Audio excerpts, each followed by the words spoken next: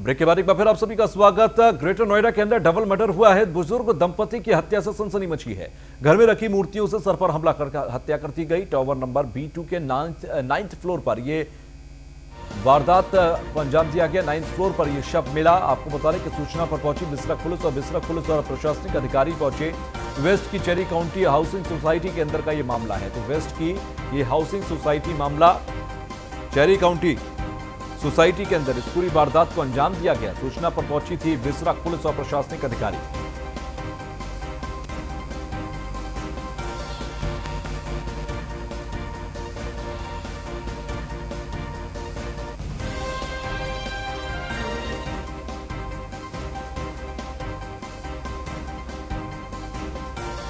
तो ग्रेटर नोएडा में double murder, घर में रखी मूर्तियों से सर पर हमला किया गया, हत्या कर दी गई। टावर नंबर B2 में 9th फ्लोर पर यह शव मिला है। तो बुजुर्ग दंपति की हत्या से सनसनी मची है। सूचना पर पहुंची बिसरख पुलिस और घर में रखी मूर्तियों से सर पर हमला कर हत्या कर दी गई। तो इस हत्या को अंजाम दिया गया ग्रेटर नोएडा के अंदर डबल मर्डर से। फिलहाल वेस्ट की चेरी काउंटी हाउसिंग सोसाइटी की पूरी वारदात सामने आई है।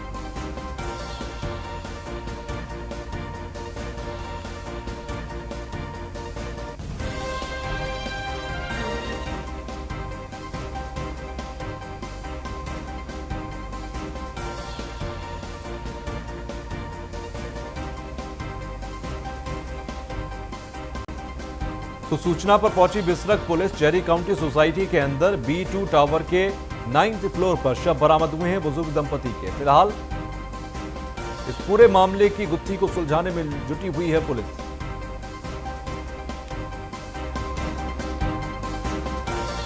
वहीं ग्रेटर नोएडा के अंदर महिला से लूट हुई है और महिला से चेन की लूट की गई सीसीटीवी में कैद हो गई है।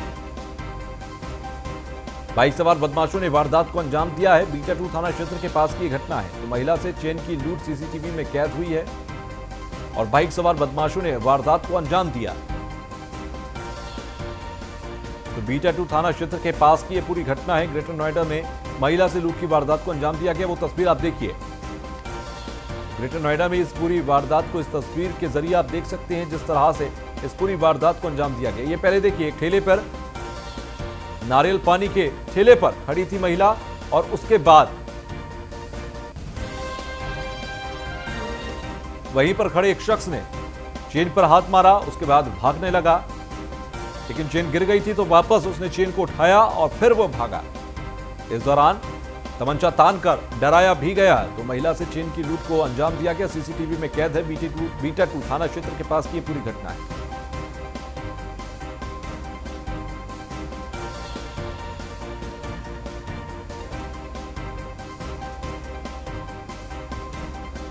तो महिला से चेन की लूट को अंजाम दिया गया। सीसीटीवी में ये पूरी तस्वीर कैद हुई है। ग्रेटर नोएडा का ये पूरा मामला है। बीटा 2 थाना क्षेत्र के पास की पूरी घटना है। तो आज सुबह इस घटना को अंजाम दिया गया, इस वारदात को अंजाम दिया गया।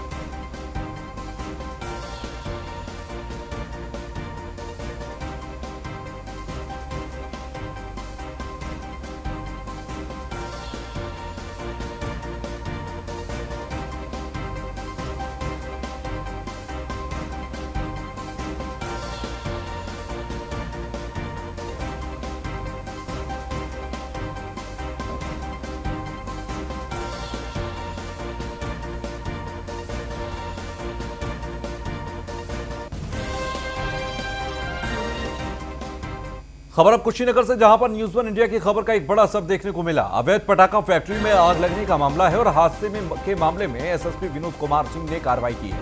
एक उप निरीक्षक, 3 आरक्षी को निलंबित कर दिया गया। सीओ कसिया कर रहे हैं मामले की जांच। फिलहाल आज यहां पटाखा फैक्ट्री में, अवैध पटाखा फैक्ट्री में आग लगी, जिसकी वजह से कई लोगों की मौत हो गई है। कई लोग जिंदगी मौत की जंग अस्पताल में लड़ रहे हैं। अभी भी वहां पर स्थिति कुछ ऐसी है कि रुक रुक कर पटाखों में विस्फोट हो रहा है। तो न्यूज़ 1 इंडिया की खबर का एक बड़ा असर यह हुआ है कि अब इस पूरे मामले पर जांच बैठ गई है और यहां पर कुछ पुलिस के आरक्षी और कुछ अधिकारियों पर कार्रवाई की गई है। एसएसपी की तरफ से एक उप निरीक्षक और 3 आरक्षियों को निलंबित कर दिया गया है। तो अवैध पटाखा फैक्ट्री संचालित थी काफी समय से और ऐसे में यहां लगी आग और उसके बाद हुई मौतों का जिम्मेदार कहीं ना कहीं प्रशासन भी है, लोकल पुलिस स्टेशन भी है, एलआईयू भी है, क्योंकि इसकी जानकारी उन्हें होनी चाहिए थी। तो वहीं लखनऊ से खबर की बढ़ती ठंड पर सीएम योगी आदित्यनाथ ने निर्देश दिए हैं। शीतलहर में कंबल बांटने और अलाव जलवाने का भी निर्देश दिया है। सीएम योगी आदित्यनाथ ने सभी जिलों के डीएम को निर्देश दिया। शीतलहर में गरीबों और निराश्रितों को राहत पहुंचाने का आदेश दिया गया। पूरी पारदर्शिता से कंबल बांटने का काम हो। शीतलहर में राहत कार्य के लिए 19 करोड़ 25 लाख रुपए का बजट जारी किया गया। मुख्यमंत्री ने कहा कि शीतलहर के दौरान गरीबों और निराश्रितों को राहत पहुंचाने का काम होगा। पूरी ईमानदारी से करने के लिए पैसे की कोई कमी नहीं होने दी जाएगी। किसी जिले में अतिरिक्त पैसे की जरूरत पड़ी तो उसे भी दिया जाएगा। वहीं मुख्यमंत्री के निर्देश पर राजस्व विभाग की ने शीतलहर में राहत कार्य के लिए 19 करोड़ 25 लाख रुपए का बजट जारी किया। कंबल बांटने के लिए प्रत्येक तहसील को 5-5 लाख रुपए और अलाव का 50-50 हजार रुपए दिए गए।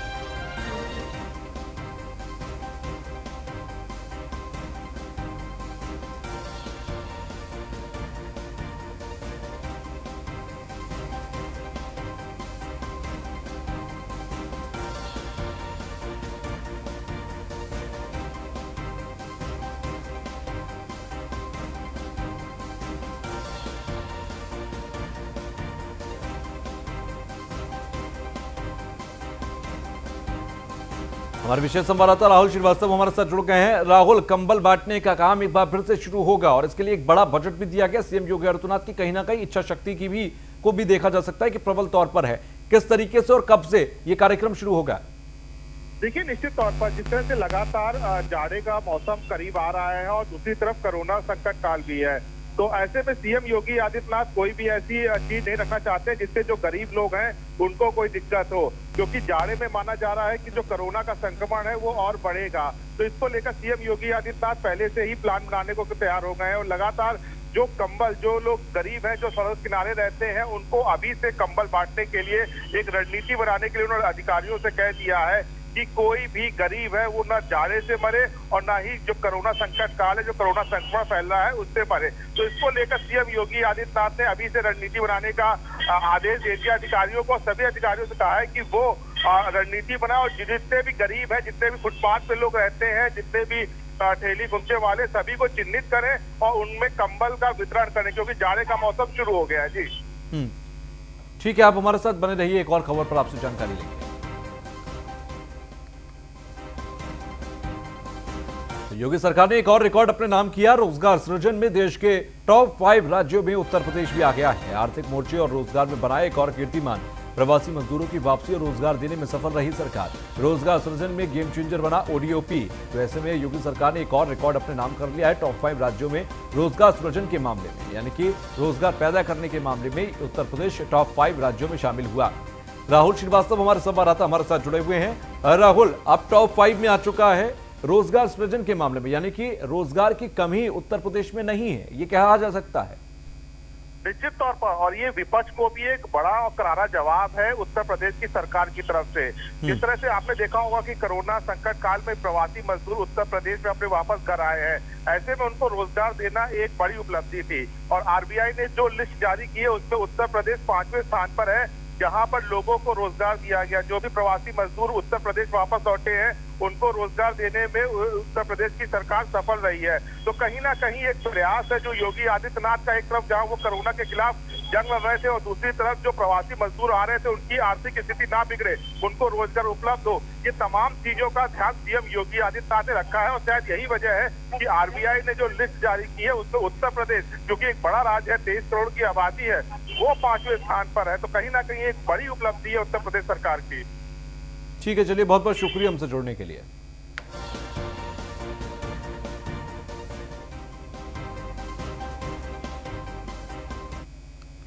तो वहीं मथुरा से खबर है, जहां पर नंद बाबा मंदिर में नमाज पढ़ने का मामला सामने आया। नमाज पढ़ने वाला शख्स सीएए विरोधी प्रदर्शन में शामिल था। नमाज पढ़ने का आरोपी फैसल खान सीएए के खिलाफ प्रदर्शन में शामिल था। सीएए विरोधी प्रदर्शन में शामिल रहने की तस्वीरें भी लगातार वायरल हो रही हैं। शाहीन बाग में हुए प्रदर्शन में सक्रिय था फैसल खान। तो ये जो तस्वीर आप देख रहे हैं, शाहीन बाग के समय की तस्वीर। लाल घेरे में फैसल खान है, जो कि नंद बाबा मंदिर में नमाजी भी है। तो ऐसे में शाहीन बाग में हुए प्रदर्शन के अंदर शामिल हुआ देश विरोधी, राष्ट्र के विरोधी हुए आंदोलन में शामिल हुआ फैसल खान ही नंद बाबा मंदिर के अंदर जाकर नमाज पढ़ता नजर आया था। तो ऐसे में एक और कनेक्शन यहां पर फैसल खान का निकलकर सामने आया है। नमाज पढ़ने का आरोपी फैसल खान सीएए के खिलाफ प्रदर्शन में भी शामिल था।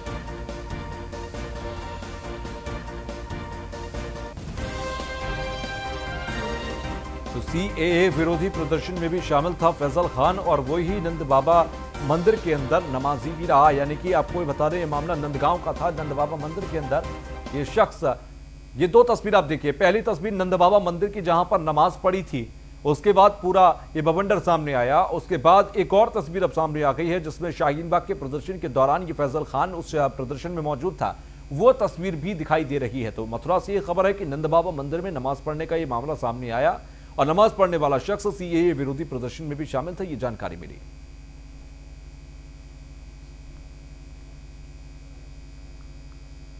तो ब्रेक के बाद एक बार फिर आप सभी का स्वागत। पीजीआई में अगले हफ्ते शुरू होगा कोवैक्सीन का ट्रायल। कोवैक्सीन के तीसरे चरण का ट्रायल अगले हफ्ते शुरू करेगा पीजीआई। ड्रग कंट्रोलर जनरल ने कोवैक्सीन के दूसरे चरण के ट्रायल के रिजल्ट का मूल्यांकन किया। 1-2 दिन में पीजीआई प्रशासन की तरफ से ट्रायल की तारीख की दी जाएगी घोषणा। तो ऐसे में ड्रग कंट्रोलर जनरल ने कोवैक्सीन के दूसरे चरण के ट्रायल के रिजल्ट का मूल्यांकन किया। 1-2 दिन में पीजीआई प्रशासन की तरफ से ट्रायल की तारीख की घोषणा कर दी जाएगी। तो अगले हफ्ते शुरू होगा कोवैक्सीन का ट्रायल। पीजीआई में अगले हफ्ते ये शुरू होगा कोवैक्सीन का ट्रायल। कोवैक्सीन में के तीसरे चरण का ट्रायल अगले हफ्ते शुरू करेगा पीजीआई। फिलहाल इसको हरी झंडी मिल गई है।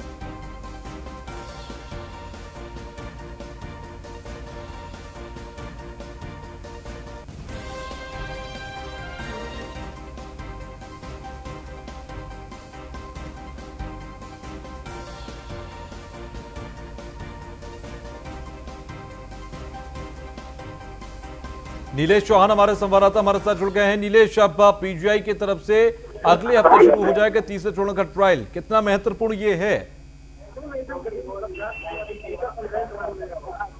नीलेश, मेरी आवाज पहुंच रही है अब तक? लगता है नीलेश तक हमारी आवाज नहीं पहुंच रही। फिलहाल कोवैक्सीन के तीसरे चरण का ट्रायल शुरू होगा और पीजीआई अगले हफ्ते से इसका ट्रायल शुरू कर देगा। तो 1-2 दिन में पीजीआई प्रशासन इसके ट्रायल की शुरुआत कर देगा।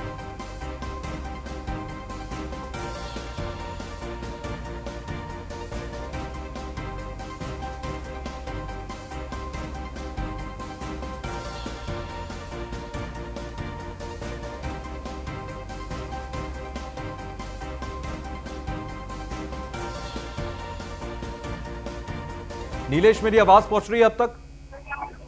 देखिए तो सर, बिल्कुल आपको बता दूं कि पीजीआई में तीसरे चरण का जो वैक्सीन को लेकर शुरू करना है वो अगले एक सप्ताह के बाद शुरू हो जाएगा। अभी तक के जो पीजीआई के अंदर ट्रायल चल रहा था वो 2 चरण का ट्रायल पूरा हो गया। दोनों चरण का जो ट्रायल रहा है वो काफी संतोषजनक रहा है।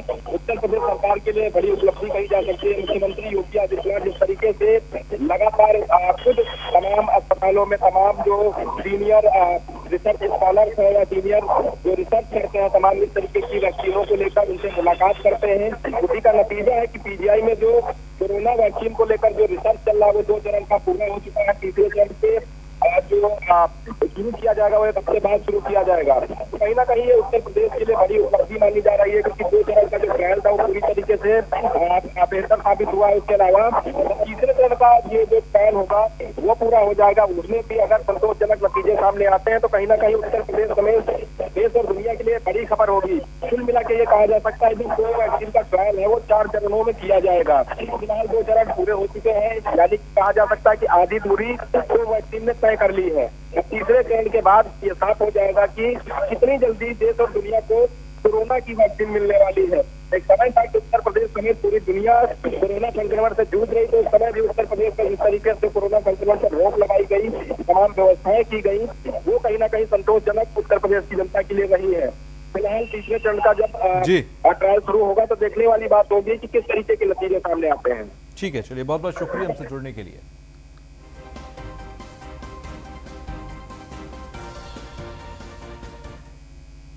तो वहीं बुलंदशहर से खबर, जहां पर 25,000 रुपए का इनामी बदमाश कपिल गिरफ्तार किया गया। गैंगस्टर एक्ट में वांछित चल रहा था ये इनामी बदमाश कपिल और खुर्जा नगर पुलिस ने ढाकर मोड़ से इसे गिरफ्तार किया। इनामी बदमाश के पास से एक तमंचा, 2 जिंदा कारतूस बरामद किए गए हैं। बुलंदशहर के खुर्जा कोतवाली नगर का ये पूरा मामला है। तो खुर्जा नगर कोतवाली ने ढाकर मोड़ के पास से इसकी गिरफ्तारी की है। कपिल नाम के ये बदमाश की गिरफ्तारी हुई है। गैंगस्टर एक्ट में ये फरार चल रहा था। तो बुलंदशहर की खुर्जा कोतवाली नगर का ये पूरा मामला फिलहाल गिरफ्त में है।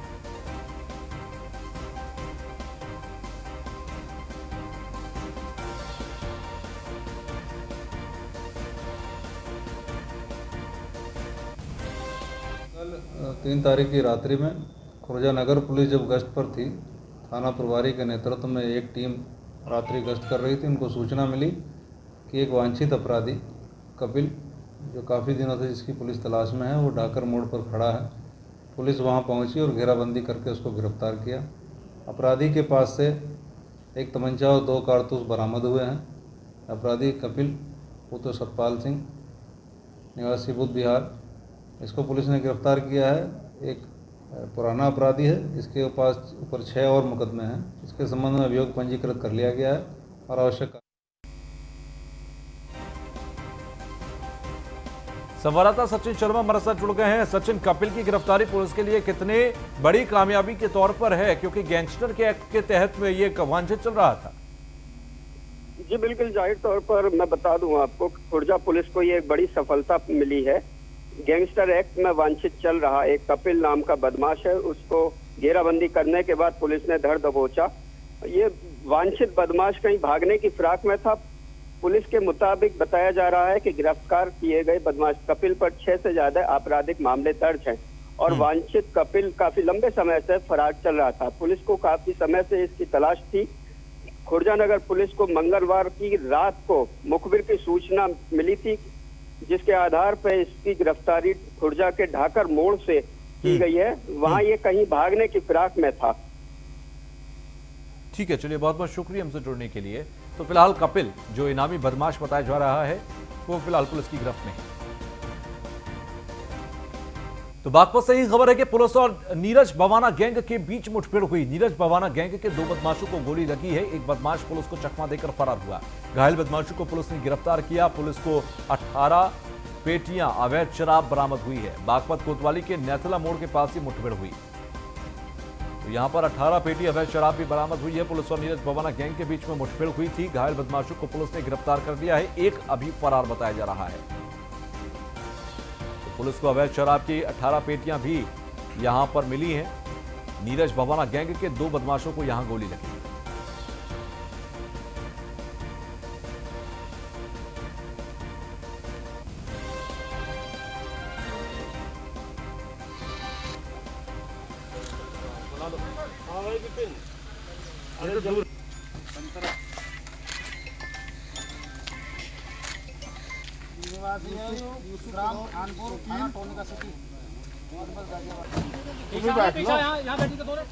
अरे इनके दौरे बैठे हरियाणा है तो वैसे भी सब विकास शर्मा हमारे संवाददाता हमारे साथ जुड़ गए हैं। विकास, नीरज बवाना गैंग के 2 बदमाशों को गोली लगी। इनके पास से 18 पेटी अवैध शराब भी बरामद हुई। इनकी गिरफ्तारी कितनी मायने रखती थी इस मौके पर, जब तमाम त्योहार भी सर पर हो?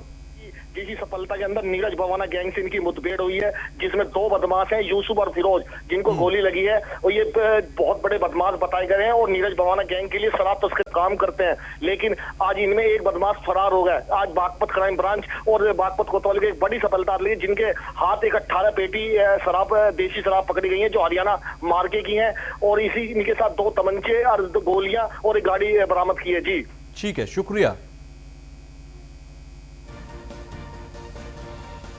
तो वहीं पूरे देश में अपने पति की लंबी उम्र की कामना के लिए आज पत्नियों ने व्रत रखा हुआ है। वहीं बिजनौर के शादीपुर गांव से एक मामला ऐसा भी सामने आया, जहां अपने पति की जान बचाने के लिए एक महिला ने अपने पति को किडनी डोनेट करने का निर्णय लिया।